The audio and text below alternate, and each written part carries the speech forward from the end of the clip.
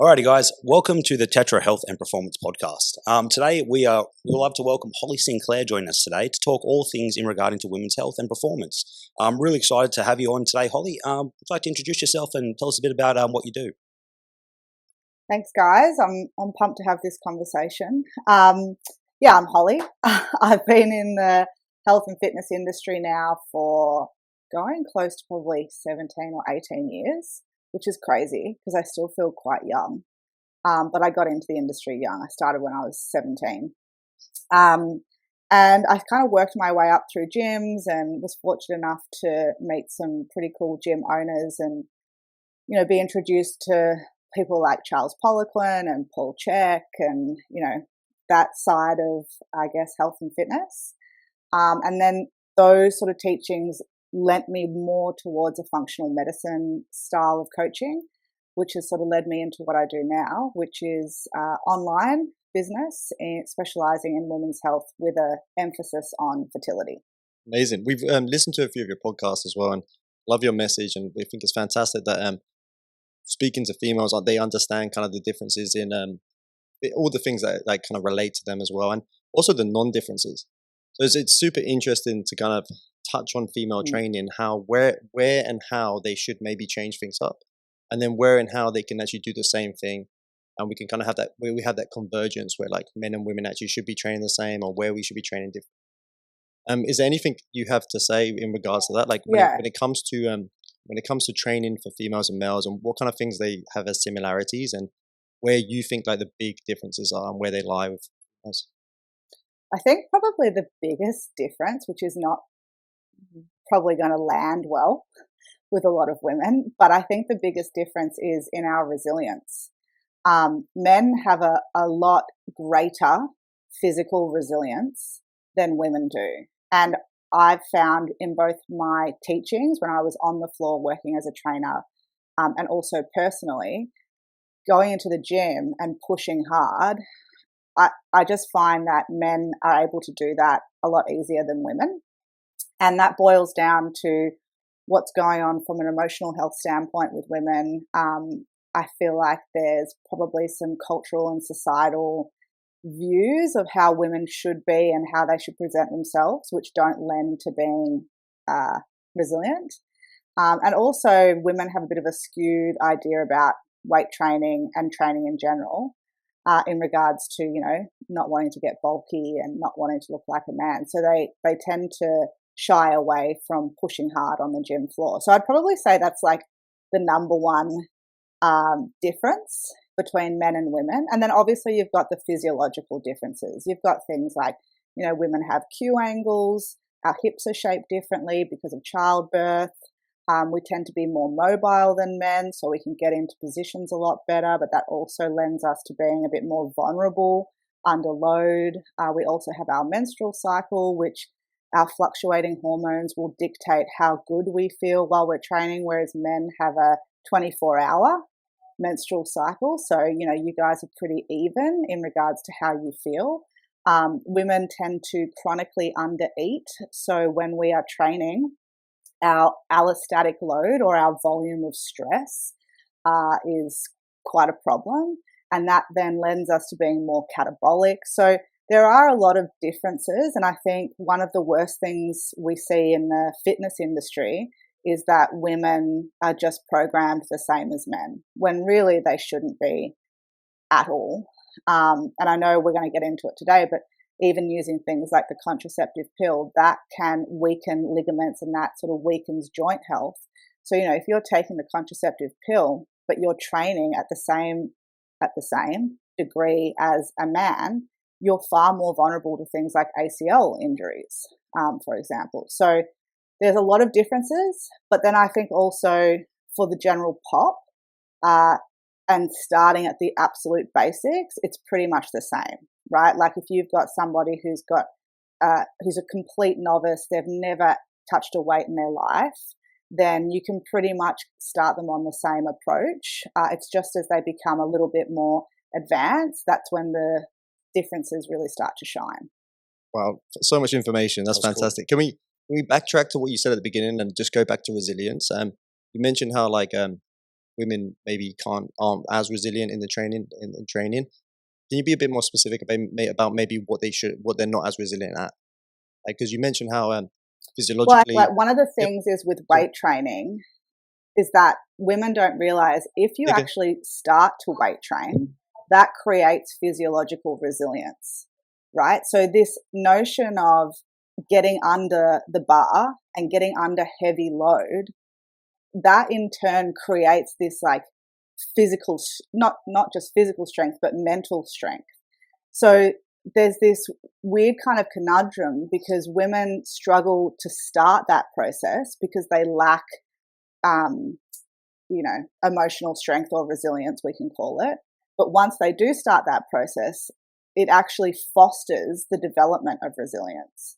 And that's why I always say to women, the best way to become mentally fit is to actually commit to your physical fitness.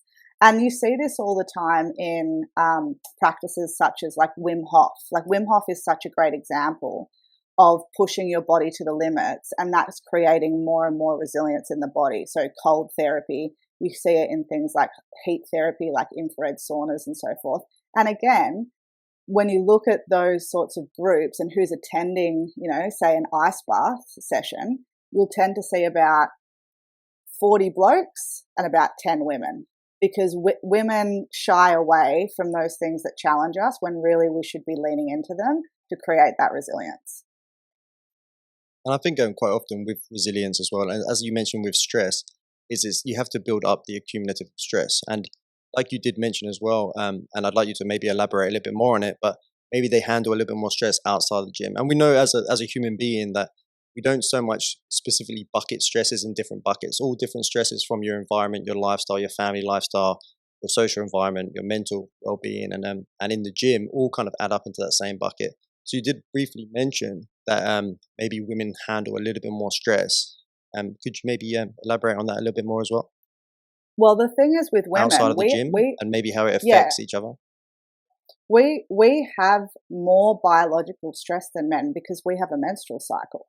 So our internal stresses are already greater than a man's because we have these ebbs and flows of different types of sex hormones, whereas men don't have that.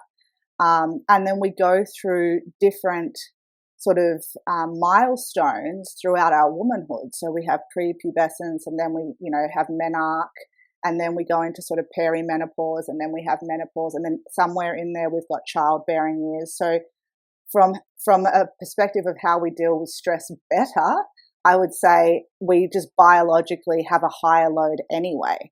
So we're used to having to handle that a lot of the time. And if you look at it from a more like hunter-gatherer perspective, I guess women would be able to multitask and handle, family stresses and dynamics a lot better than men. Men tend to be very good at single focused tasks because obviously men were sent out to hunt the food all day and then, come back. But I think if we take that and we put it into modern day society, what we're starting to see is a real destruction of, femininity and womanhood, because we're expected to have all of those biological, natural stresses as a woman. So our menstrual cycle, being pregnant, being mothers, nurturers, taking care of others. But we're now also expected to fit into that patriarchal system of go to work, have a 9 to 5, climb the corporate ladder, be a man effectively. So I feel like that's probably where the breakdown is starting to take place for women. I want to just touch on one. You had so many cool opening topics when you started off with. We talked a bit about attitude and building resilience, and we kind of see so often in the gym setting that we do have a lot of female populations that are a bit resistant to progressive overload and driving those adaptations. And when that kind of meets poor diet culture, like we're not really challenging ourselves, we're trying to train a bit harder or longer or whatever, upping our outputs, on top of really poor diet culture being just not fueling enough, just a bit of a recipe for just poor results and actually not driving any adaptation. You got any cool things to add on that, Holly? Well, yeah, I mean, one of you sort of spoke about that bucket of stress before. And so that's obviously referred to as allostatic load. And a lot of the time women will, and you've probably seen this with your clients, right? Women will be quite forthcoming with their emotional stresses. So they might be talking to you about their issues at home or their issues with work, or something's causing them anxiety or whatever that might be. But a lot of the time we don't realize that there's a lot of physiological stresses, and that allostatic load, for the most part, or that bucket of stress, is primarily based in physiological stresses, not emotional stresses. And one of the biggest physiological stresses is undereating. And that's a byproduct of this, like, can I swear? Go for it, mate.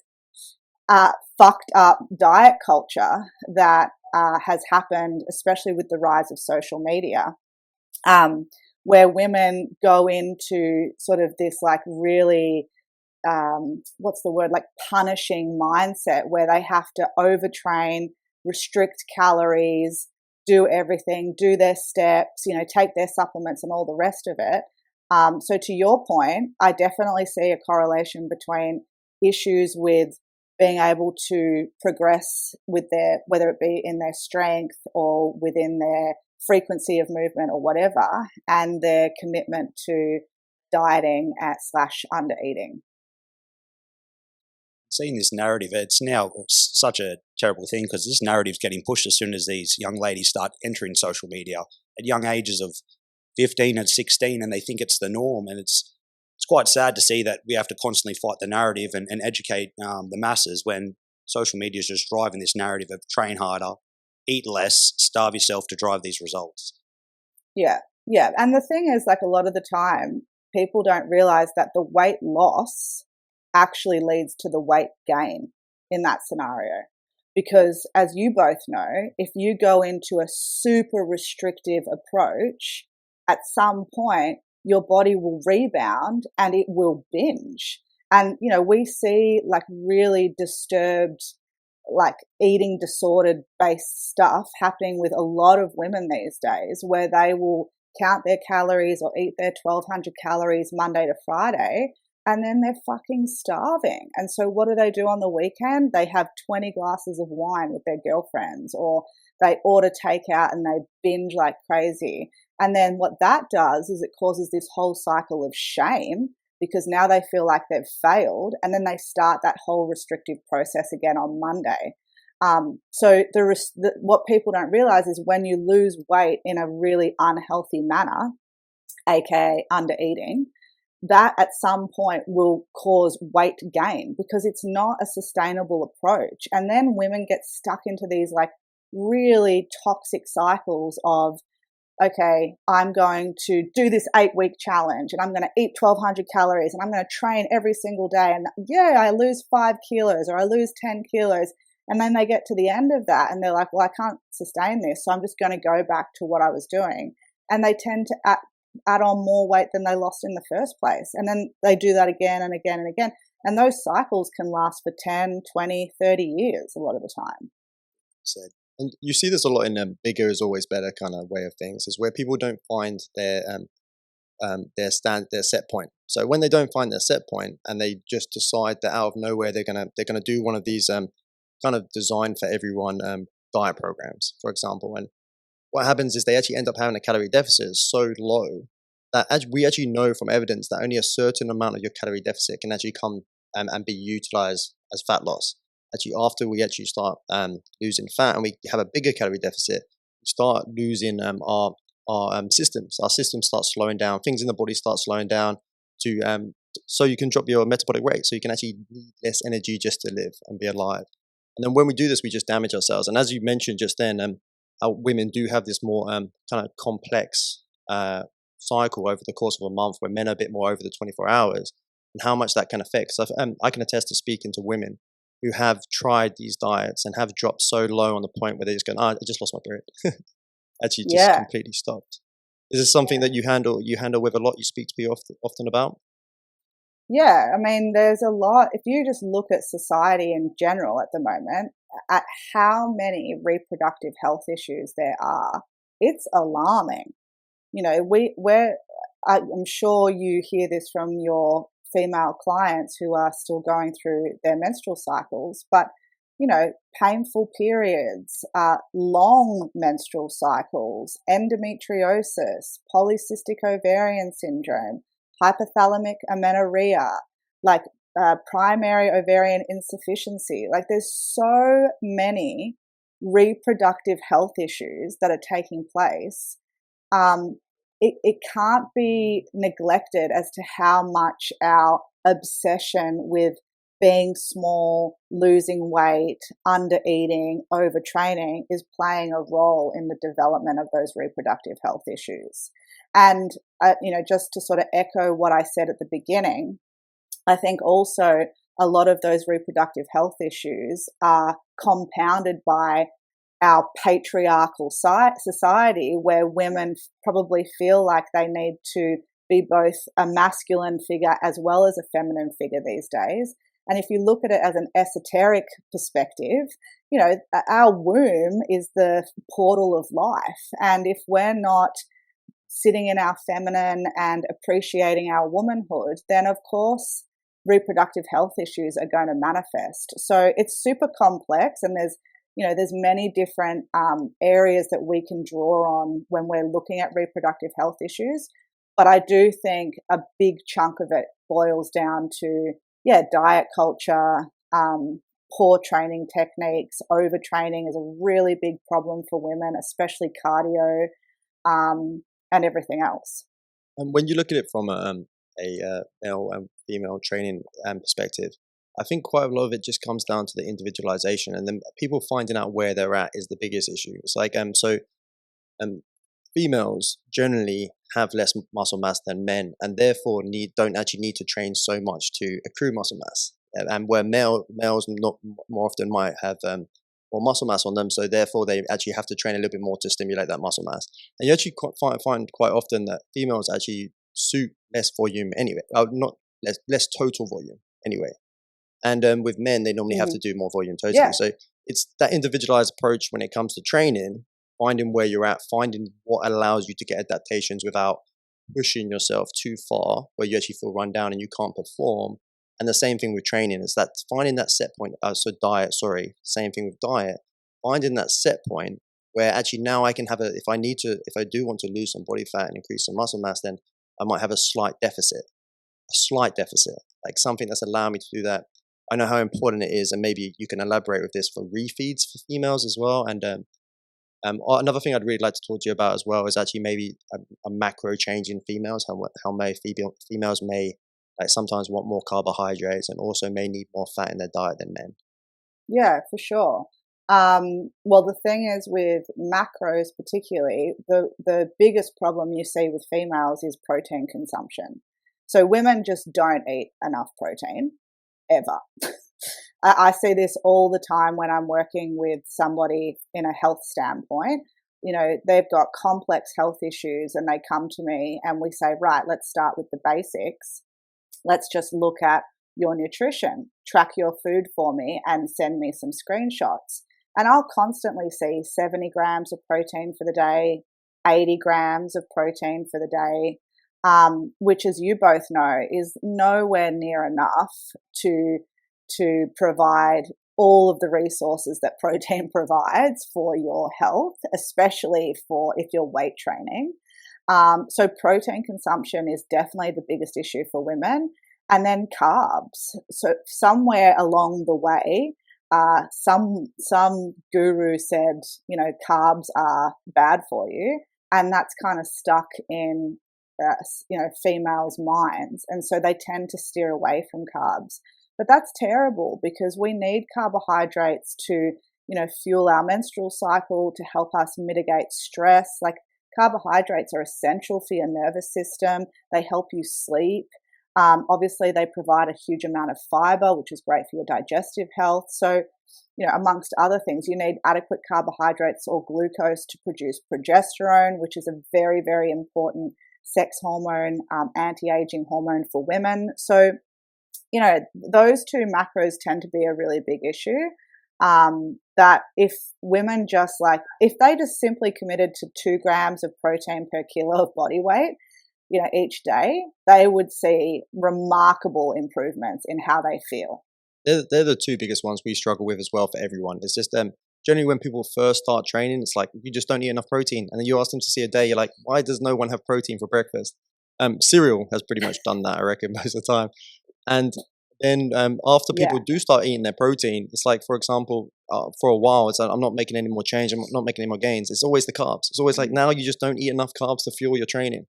So they're the two big ones we see all the time.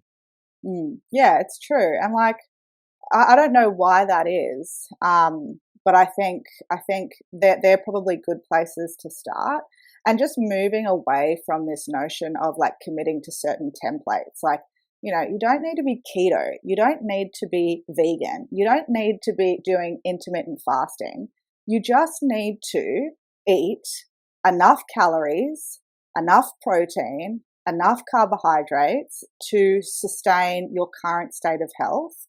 And then from there, you know, you need to stick to that on a consistent basis, not this like deficit and then binge and then deficit and then binge approach that we tend to see in women quite a lot. Do you have any advice, like on the best way to do that, the best way to go about that, the best way to start that? How do you feel? So, in terms of the basics? Yeah, I was gonna go along the lines of how do you feel about the scales, like weighing yourself and seeing a number and looking at the scales? Well, it's dependable. Like, I do find that certain information is helpful, especially if, you know, you have a goal of losing fat, or whatever, or building muscle, you know. But I think for most people, getting on the scales every day is super redundant because, you know, as you both know, like within a day, you can, glucose, you know, increases water retention in the body. You know, maybe you haven't had a bowel movement for the day. Maybe you haven't slept properly. Like, there's so many variables that can influence your scale weight. To use that as a means of progression on a daily basis is risky. I think you're far better off, as I said, starting with the basics, like figuring out your daily caloric requirement based off your current BMR, your physical output, and your stress levels, and then committing to that for, you know, 2, 3, 4 weeks, and then looking at progression from the perspective of maybe waist measurement or how you feel or how your biomarkers are looking and so forth. I think that's such an important point. Such an important point that even more so for females, that you can have these massive fluctuations in weight, especially around, obviously the cycle can change that even more, sure. right? So they can actually be holding on to more water at certain times of the month as well. To men, but the same thing with men, and people do get obsessed with that number too quickly, and it can instantly change their mood and can affect their training as well by jumping on the scales and not wanting to train. Like you mentioned earlier, how all of a sudden is this kind of like the binge kind of thing. It's like I feel bad about myself, and therefore I'm not even going to go to the gym. I'm not even going to bother. But it's so important that people get out of that mindset of that. And if people do use it, I recommend they use it as a tool and to actually ignore the number to some level and actually be like, okay, well, let's take an average and let's use that average and let's just track it and actually ignore the number, but just see the progression. And I love it what you just said there about actually people taking a few weeks to actually find their set rate and then start slowly, because once you find that set rate, that's a life skill. That's something that you then have for the rest of your life. You kind of always know roughly, oh, well, I'm a little bit more than that, I'm a little bit less than that, I'm around there, because you're not going to deviate much from that. No, that's right. And if you've got certain particular like sporting goals, you know, my husband's a professional strongman and he's competing in 2 weeks' time, so he's having to weight cut. So, you know, like obviously in that instance, he's going to drop 7 kilos in 2 weeks in order to compete at a certain weight category. But like general pop we're not working towards these crazy athletic goals a lot of the time. So yeah, I think you just have to be consistent. And a lot of people don't like that because we live in a very impatient culture. You know, we're very used to this like take a pill to fix an ill scenario, you know, immediate reward scenario. So, you know, that's a whole nother kettle of fish that we have to work through from a psychological standpoint when we're working with people and their body composition. Those quick fixes and silver bullets, right?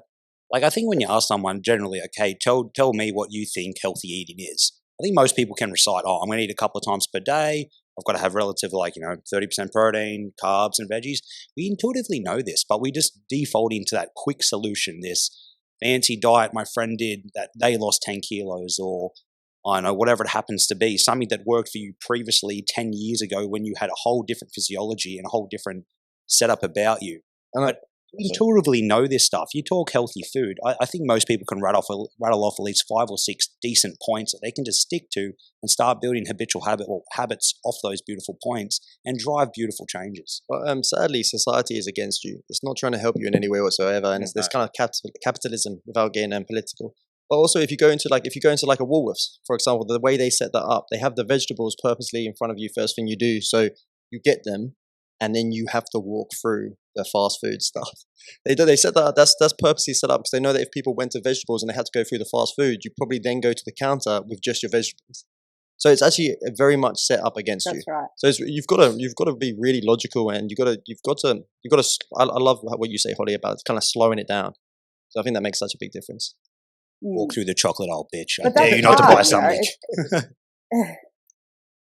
It's hard to get people to slow down. And like, this is where investing in a coach who you have consistent touch points with is so fundamental in achieving long-term health goals and sustainability with your health. Because I mean, I see it within myself. I get frustrated when I'm not getting certain results in a certain time period. And I'm fortunate that I have a coach where I can go to that person and say, hey, talk me off the ledge. Like, I'm getting really frustrated. And they'll remind me, at the moment I'm in postpartum, and I'm sort of trying to get back to pre-pregnancy body composition. And, it's slow for me. But, my coach the other day reminded me I'm rebuilding lost muscle right now. So, of course, my scale weight isn't really going to change because while I might be getting leaner, I'm actually building up more muscle, and so like having those consistent touch points with a coach is just so, so important in order to actually fully be able to stick to the basics long term. People, again, like they're so obsessed with these like 8-week programs, 12-week programs, intermittent fasting, like these quick fixes. Whereas really you should just eat enough food consistently for 6 months and then come back to us and see how you're feeling. And I discussed this a few times, but the tortoise and the hare situation is so true. And having a coach, the good thing about the coach is the coach has seen this happen. They've tried and errored it on many different people, and they've seen the best possible way, the best possible scenario for you. And the reason they're probably normally slowing you down is because they know that's actually the fastest route to get to the destination and maybe keep that destination. I definitely, we discussed it, you just mentioned it a second ago. It's kind of that kind of yo-yo effect of when people do things quickly. Or you mentioned your homeostasis, your allostasis, and how they're kind of your set points of your body. And how when you actually rush to something really quickly, well, your body actually wants to go back to where it was. So the faster you move somewhere, the faster the body wants to pull you back. So as you move slowly, have things like refeeds. We've discussed this a few times, like maintenance phases and things like that. Well, you can actually create a new set point for your body, which actually can be very hard to then get disturbed away from that. So quite often we see that with people with these quick fixes, it's the quickest way. And it's so important. The worst thing I see of quick fixes, if I give an example, would be people on a fat loss journey, where they want to lose that weight so quickly that they actually do end up losing the weight, but in the process, they lose a ton of muscle as well. And in that process of losing muscle, they damage their metabolism. And now they actually, their metabolism is running slower. So when they go back to eating their normal load, the body wants to rush them back with less muscle. So it rushes them back and takes them past and takes them further. And you see these yo-yo effects where women and men, sadly women are actually, I see it way more often than women, is because of that kind of rush culture, is that they drop down, then they go back up, and then they drop down again the same way. They go back up and eventually actually ends up, you're in a worse place than where you started. And the simple fix is that kind of tortoise fix. It's like, let's move slowly. Let's get some educated advice. Let's get a coach to run us through this. Let's have someone who's accountable, like keeping us accountable. Let's discuss with them. And then what happens is it's never a clean path as well. Things change. And that coach is like, okay, well, that didn't work. I actually know way different ways. We have 10 different ways we can run this. So let's try this because I think this is going to suit you better. So let's go this way. And then all of a sudden you're like, okay, I found the best possible solution. Yeah. And like the thing is, I think in the context of women, particularly with that sort of yo-yo approach to dieting, you lose a lot of self-trust. So what I mean by that is every time you've committed to a diet and you've lost the weight, but then you've put it all back on, now you actually don't trust yourself. And that becomes increasingly worse for every time you go through that cycle of losing weight and putting weight back on. And so if you can't trust yourself, then how are you ever going to create these long-term sustainable results? Because your word is cheap at that point. You've lied to yourself multiple times about what you're going to achieve and how you're going to achieve it. So there's a big psychological element to a lot of that yo-yo dieting as well, that, obviously I can only speak to women because that's sort of the demographic I work in, but that women need to work on at the same time, which again, a coach is very, very helpful for. Because ask yourself questions like, where do you tell little lies in your life? Because that's a sign that you don't trust yourself. Like how do you self-sabotage? Because at the core of self-sabotage is issues with self-trust. So all of these different psychological principles roll into this yo-yo dieting culture that we see today. That's tough because that calls for being introspective, and we live in such a fast-paced, distractive, what's my word? Distracted. There we go. Thank you. There we go. We're always on social media. It's hard just to sit there It's by Friday. yourself and go, hey, where can I work on? What can I develop in myself? Where am I making current flaws? And things like maybe getting a journal out, writing down where you went wrong, where we can make changes. It can be beautiful just to have that reflection on yourself and see what direction do I need to go. Holly, I just want to make I want to kind of divert slightly. I want to retouch on the pill. So we're talking about one of patriarchal kind of constraints that have been put on women, especially at really, really young ages for long terms. Kind of the impact on the pill and what it does to the body and some of the repercussions that aren't really normally discussed about. Is that something you can kind of dive into? Yeah. So, where do we start? I mean, the pill got developed or put into, given through into society in about the 60s. And it's certainly associated with the rise in, equality between the sexes. You saw the big uprise in the feminist movement across the 60s and 70s. And, the pill was sort of championed as this idea that women now didn't have to worry about accidentally falling pregnant, and it liberated them and it allowed them to sort of go into the work culture that men were having and, all of that. So there's definitely that sort of connection there to feminism. But I think as time has gone on and science has obviously looked at the repercussion of long-term contraceptive use, what we see now is that it's probably as anti-feminist as anything else out there, in the sense that it depletes your natural menstrual cycle. So now we are functioning without these really important hormones that allow us to be a woman. It ruins your microbiome, so it destroys your bacterial colonies, and then that has a flow-on effect to your capacity to absorb nutrients. And then, if you don't have certain nutrients in your body, that influences things like brain health, joint health, all sorts of skin health, all sorts of things. What else is there about the pill? It has been shown to negatively impact your brain. So there's quite a high percentage of women who start the contraceptive pill who then go on to have to use antidepressants. So that's quite a big, correlation in the research.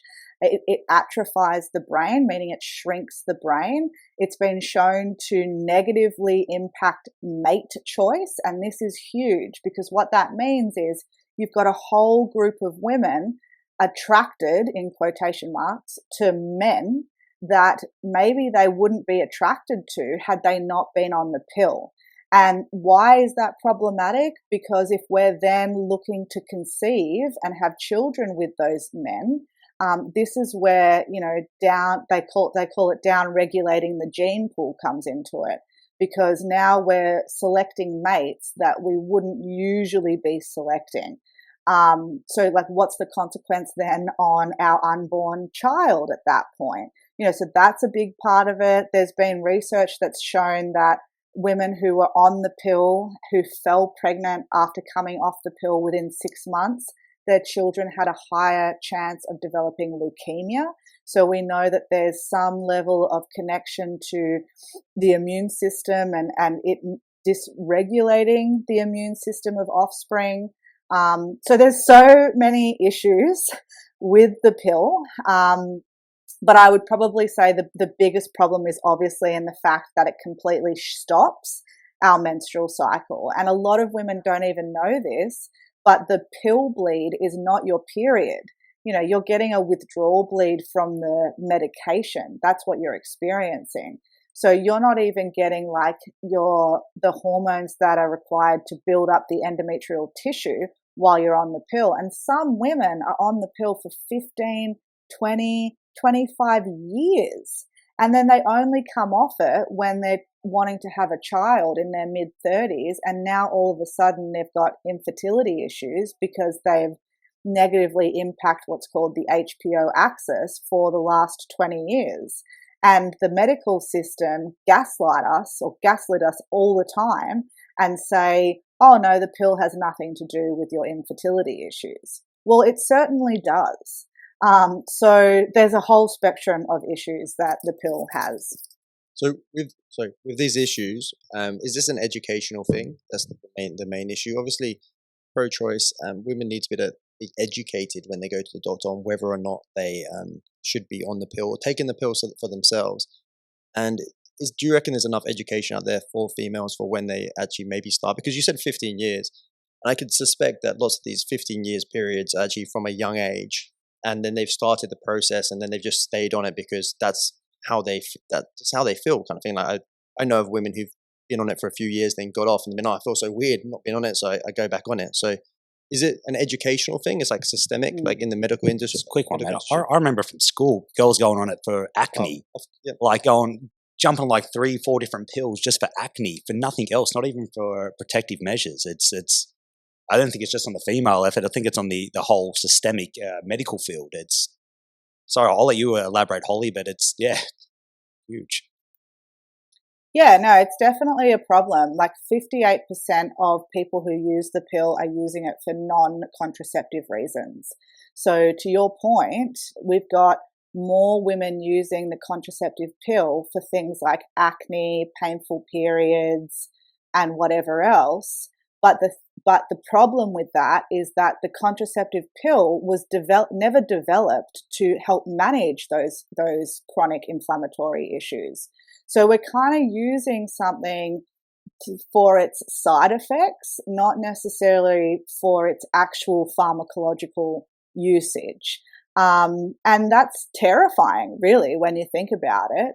But like a lot of women, they go to a GP and the GP doesn't really know about the menstrual cycle. Like I could confidently say that if I went into a GP's office, 9 times out of 10, I'd probably be able to teach a GP about the intricacies of the menstrual cycle, from things like, crypts that are in the cervix that allow for cervical mucus to be produced, from how there's microbiome in the semen to microbiome in the egg.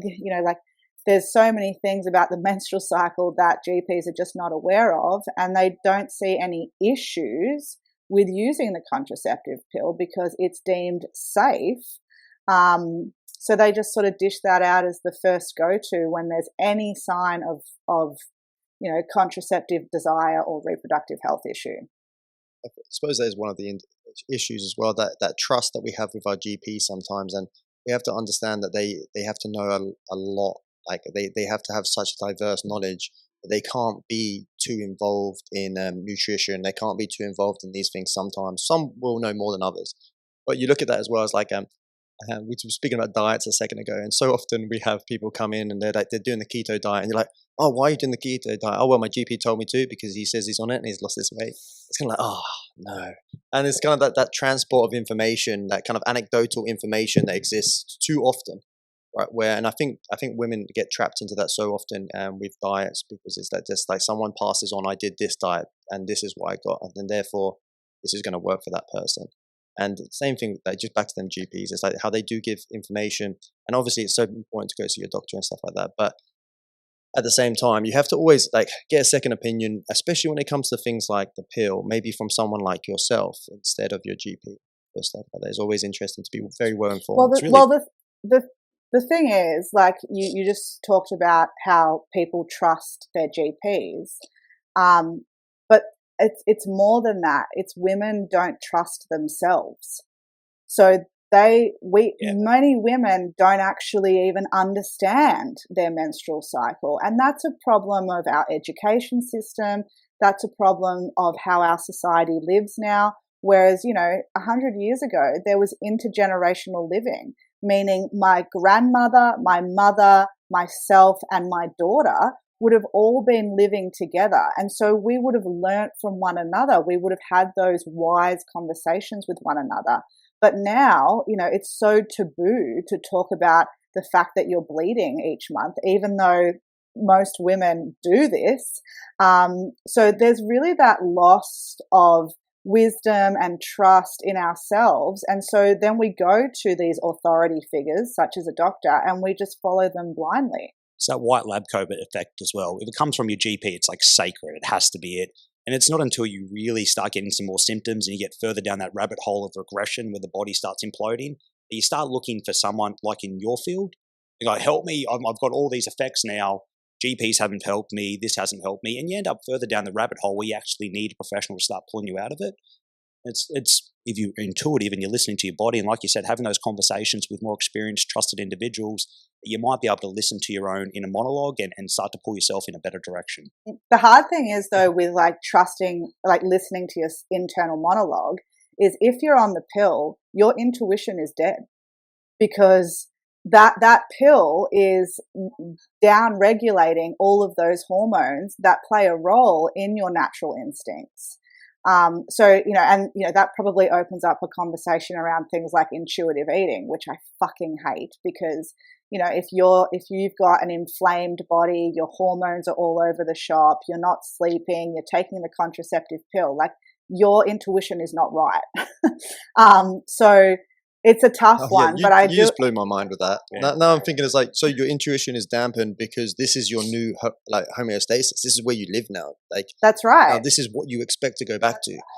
Oh, mind blown. Thank you very much. Yeah, wow, good, love it. Holly, I want to ask you something really interesting, because I know this is like one of your biggest specialties. Is I think it's a good segue coming off the pill too. When a lady does decide that she does want to get pregnant, what are some of the factors of health that must be considered to start having success into fertility? Mm-hmm. Yeah, it's a good question. So the first thing that needs to be considered is the health of the sperm. And this definitely gets put to the side. You'll see women are very proactive in their fertility journeys, whereas I'm just speaking in my own experience, whereas I find that their male partners are probably not as proactive in their fertility journey. So you'll see a woman going to her doctor's appointments, maybe meeting with specialists, getting her acupuncture done and so forth. But all of that is kind of irrelevant if the sperm health is not great, because it is a 50-50 job. So that's the first thing I would always recommend anyone who's starting the journey of preconception needs to be aware of. Specifically as a woman, though, what are the things that you want to be clear on? You want to be clear on what your fertile window is. We really only have 6 days a month, or a cycle, where we can conceive. So it's actually, I think the statistical chance of conceiving is only about 25% within that fertile window. So it's actually quite challenging to conceive a child. It's not as easy as just having random sex and Bob's your uncle, it happens. So that's the first thing that women need to get really clear on. And they can do that via learning how to chart their cycle, so taking their morning temperature and checking for cervical mucus. You can also increase that by, checking cervix position and other different types of fertility awareness methods. But they're probably the two biofeedback markers that you want to check for. The next part of that is you want to make sure that you're prepping your body for a healthy baby and for healthy ovaries. So the ovaries are very, very vulnerable to oxidative stress. They're very vulnerable to toxins. Same as the testes. The testes are very vulnerable to toxins as well. So we want to make sure we're getting lots of antioxidants in to help mitigate any oxidative stresses present. So things like vitamin E are amazing for fertility. N-acetylcysteine, you've got vitamin A, vitamin C, all of these really powerful antioxidants that help to boost, status within the ovarian tissue are very good. And then you want to make sure that you're nourishing your body. A lot of women forget the fact that they're trying to create a baby out of their own tissue. So circling all the way back to what we spoke about at the beginning in regards to diet culture, how on earth do you expect to grow a fucking child if you're only eating 1,200 calories a day? It is not going to happen. And to echo what we spoke about with macros, reproduction requires protein because there's a pathway in the body called mTOR, and reproduction is dependent on your mTOR pathways, which needs adequate amount of protein in order to allow things to grow. So they're probably the three things I'd make sure on. In regards to protein, is there a specific source? Say mTOR. So I know that like leucine has a big effect on mTOR. Would it be that meat proteins, milk proteins, and the kind of non-vegan proteins would be more beneficial? But say, for example, you are a vegetarian. Is there any recommendations on that? First of all, would you agree with that? And then, do you have any recommendations? I definitely wouldn't agree with it. I would say if you are, if you're serious about bringing forth a really healthy baby into this world and having a good pregnancy and having a good birth, like it's a redundant conversation in my opinion these days. But plant-based proteins are nowhere near as superior as animal-based proteins. And beyond that, a lot of your animal-based protein sources bring forth a lot of nutrients that are very essential for pregnancy. So an example of that is choline, which is richest in egg yolks. And we know that choline is almost more important now than folate when it comes to pregnancy success and the production of DNA and RNA.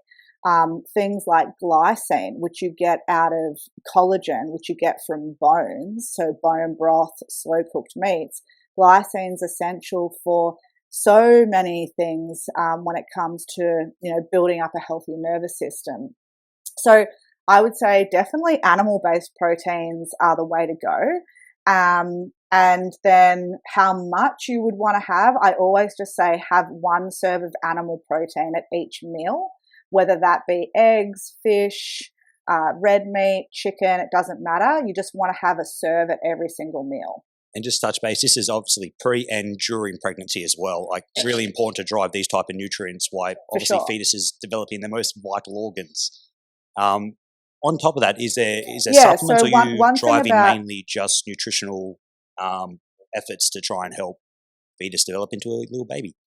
Yeah, so I'll just touch on that point you made just then about meat during pregnancy.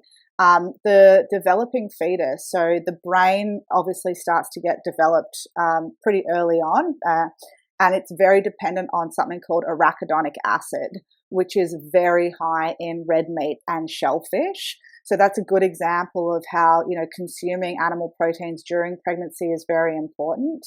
But the second part of your question around supplements, I think supplementation-wise, you want to make sure that you're having adequate amount of magnesium and minerals. Magnesium plays such a big role in the body. It impacts over 3,000 different enzymatic processes. So it's sort of like, the master mineral. So magnesium. And during pregnancy, there's a lot of talk around iron deficiency and issues with iron. And one of the things that we know about iron homeostasis is that it's very dependent on copper and vitamin A. So I always recommend to my pregnant clients to use a beef liver capsule because beef liver is very high in copper and vitamin A. And a lot of people will say, well, you can't have vitamin A while you're pregnant because it's dangerous. But that's not true. That's a bit of an old wives' tale that's come through the medical system. And in fact, vitamin A deficiency is what's linked to cleft palates in children because it plays a role in facial formation.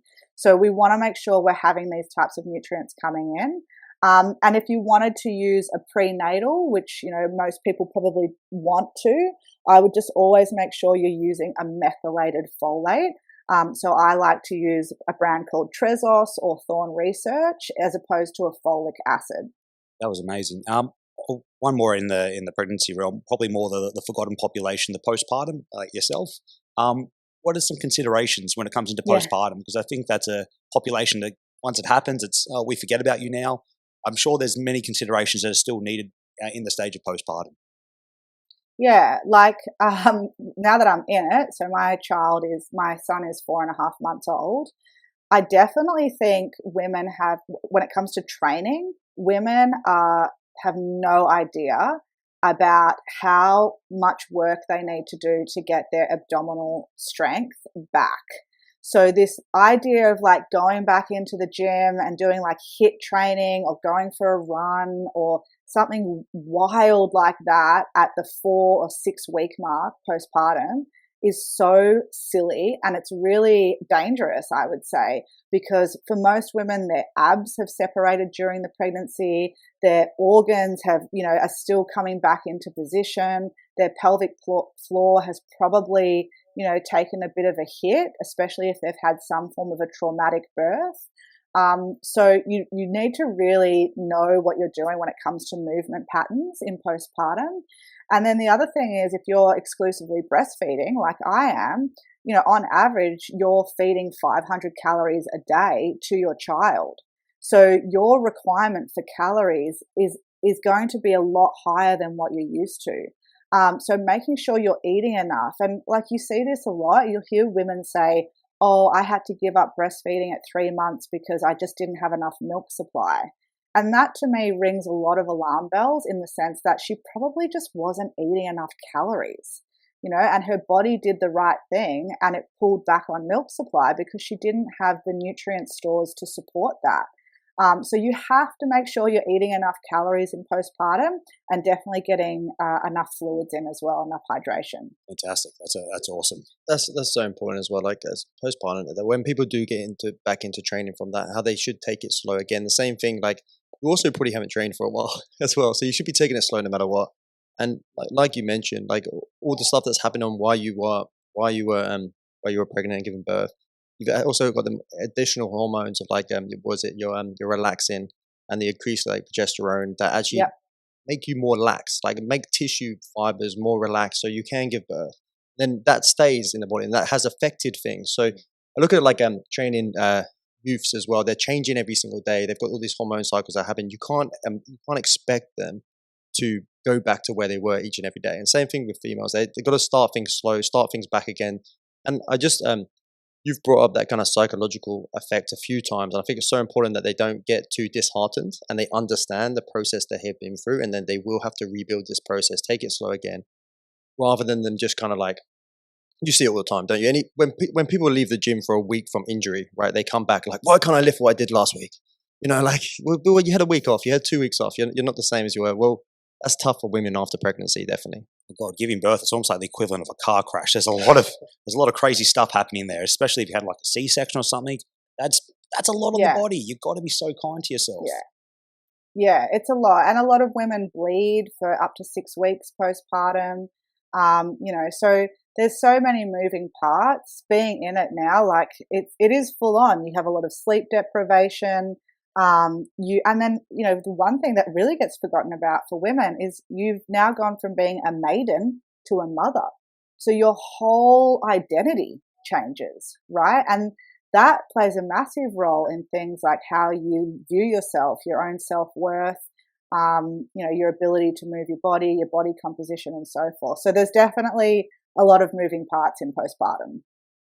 I want to talk one more population and I'd say more into menopause. So jump right down the timeline and kind of, because this has been requested actually from a few members that I'm like, I don't really have a lot of information on this. So I'd love to bring in an expert like yourself. when it comes into menopause and kind of regulating around that, nutrition considerations or just health factor considerations, is there something that you could enlighten us with when it comes to that? The big thing with menopause, and women are not going to like hearing this, but you are going to experience menopause how you go into menopause. So what I mean by that is if you go into your menopause years under eating, stressed, drinking too much alcohol, minerally deficient, physically weak, tired, well, then you are going to experience very bad menopause symptoms. But just like painful periods, although they are normal, they shouldn't be normal. The same goes for the other end of the spectrum. While night sweats and, menopausal symptoms are normal, they actually shouldn't be. And so a lot of it is dependent on how well we've nourished our bodies leading into those years. It's massive, right? To invest at an earlier age and start building these foundational habits towards your nutrition, your movement, and your psychology to lead into that's just a massive, massive effort. Mate, any other questions for no, Holly? I think I could talk about this all day. I have so many questions. Holly, you've had, God, I've had my mind blown like 4 or 5 times through this chat. It's been beautiful. Is there any? Okay, here's. That's all right. My pleasure. I got a couple of questions, but just body temperature and you spoke about tracking body temperature. I just think body temperature generally is very interesting because as a human, heat is kind of what you're trying to get rid of. When you're training, well, heat's going to be the byproduct of training. It's pretty much a byproduct of most things, right? And when my body can no longer dispense heat, then I'm going to start fatiguing faster.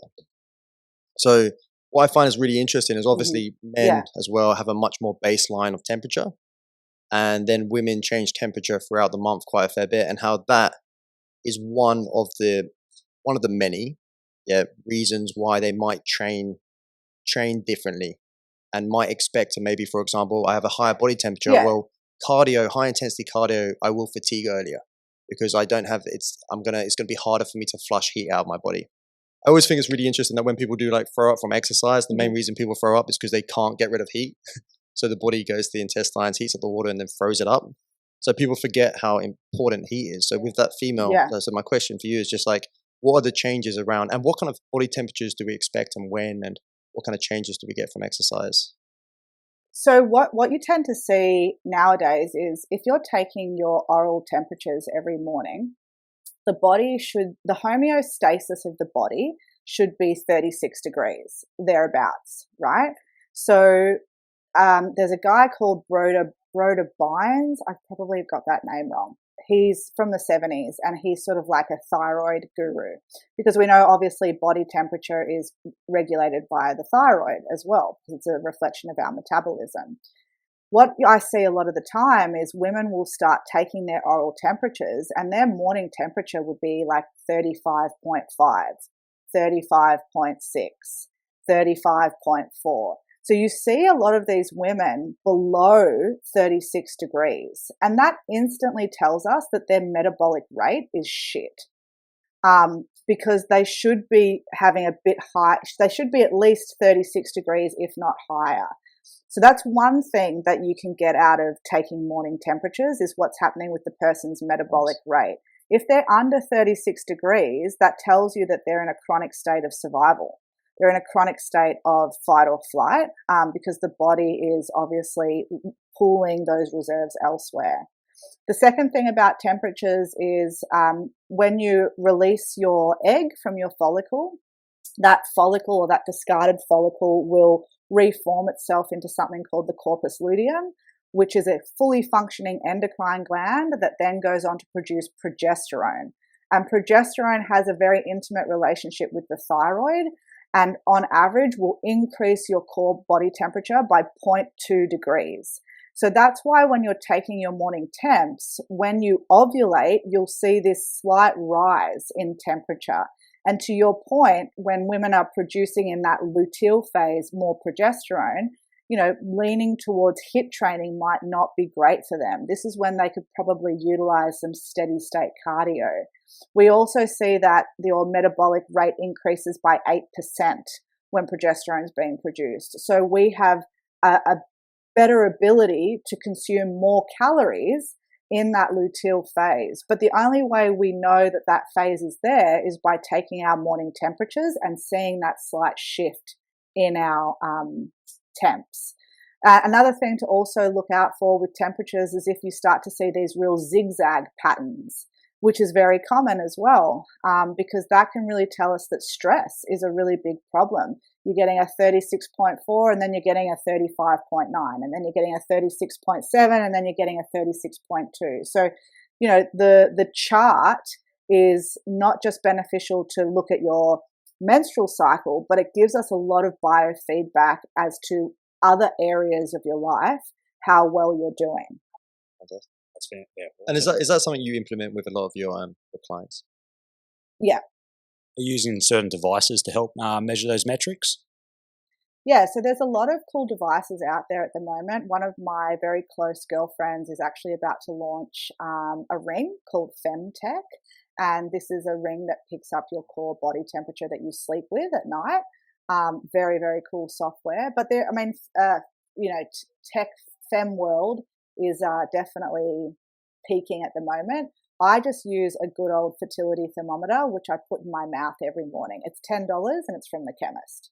Holly, have you got any closing points or pet peeves that you kind of want to vent, or you reckon should be good takeaway points to finish the day off? Sorry, Wayne. Pet peeves? Pet peeves. Pet peeves. How much time have you Mate, got? Free, go for it, rant. No, I just think maybe my closing point would be that women need to eat more, chill out, create a bit more resilience within themselves, challenge themselves to a point where it's healthy, and trust in their bodies again. You know, like my biggest pet peeves are obviously around how women have just been completely subdued via Western med, and we've just lost our internal compass as to, you know, so many aspects of our health. So that would be my biggest pet peeve. Thank you so much, Holly. Holly, if someone wants to find a bit more about your information or contact you, what's the best way to kind of find yourself? I'm on Instagram at the Women Series, and you can also jump on thewomb.thewomenseries.com, and you can find my full access subscription. I have an online education platform where there's courses to learn about all the things we've been talking about today. It's been an absolute pleasure to have you. Thank you so much for your time. Can't thank you enough for your knowledge and your effort today.